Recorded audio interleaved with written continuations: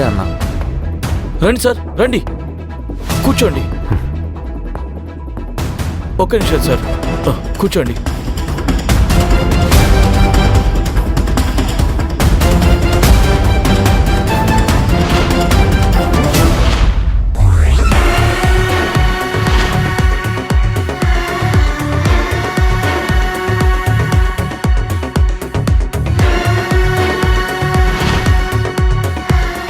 చూడు మహేంద్ర, నువ్వొక ఎస్ఐవి. వచ్చిన అతను ఏమైనా నీ పై అధికారా? కుర్చీని కర్చీఫ్తో తుడిచి కూర్చోమని చెప్తున్నావు.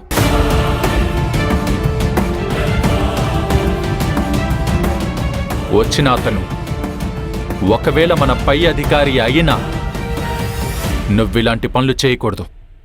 ఎందుకంటే నీ పోస్ట్ అలాంటిది. సత్య గారు యూత్ ప్రెసిడెంట్, మన ఏఎస్ఐ అయిన మంజు గారి భర్త. రేపొద్దున ఎమ్మెల్యే అయ్యే అవకాశాలు లేకపోలేదు. సరే, ఒక పని చేయి మహేంద్ర, ఈసారిని మీ ఇంటికి తీసుకుని వెళ్ళు.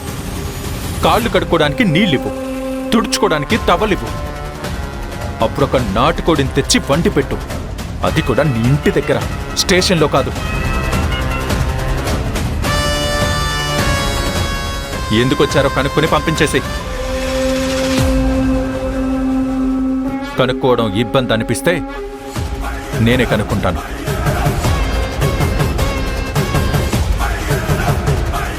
మీకేం కావాలి? ముందు మర్యాద కావాలి. మా ఎస్ఐ గారిచ్చారు. ఇప్పుడు చెప్పు, ఏం పని మీద వచ్చావు?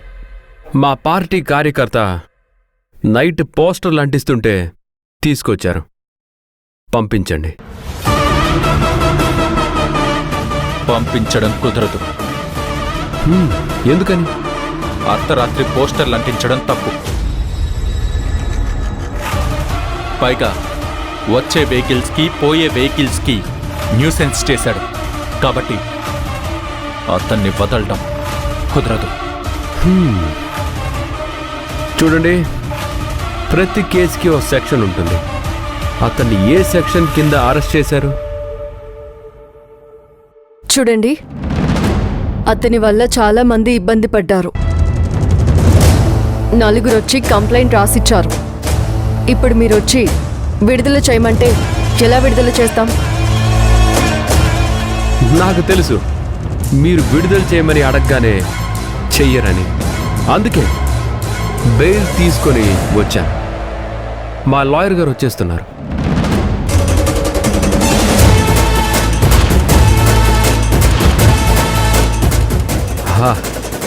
వచ్చేశారు.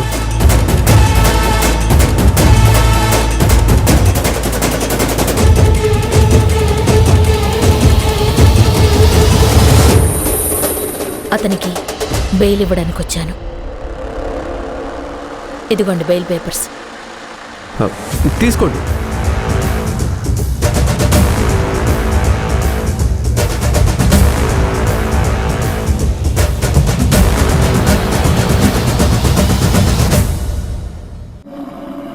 మేడం, మీరొచ్చారేంటి మేడం? అవును, బెయిల్ ఇచ్చేది లాయరే కదా, అందుకే వచ్చాను. చూడు, తను నా పర్సనల్ లాయర్. నాకు ఏ ఇబ్బంది వచ్చినా నా పార్టీ కార్యకర్తల్లో ఎవరైనా అరెస్ట్ అయితే నాకు కిరణ్మయ్ గారే బెయిల్ ఇస్తారు.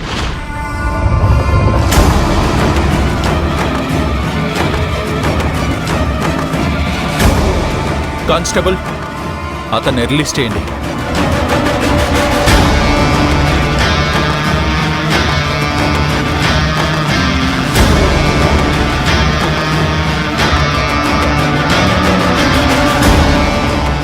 రైట్, పద.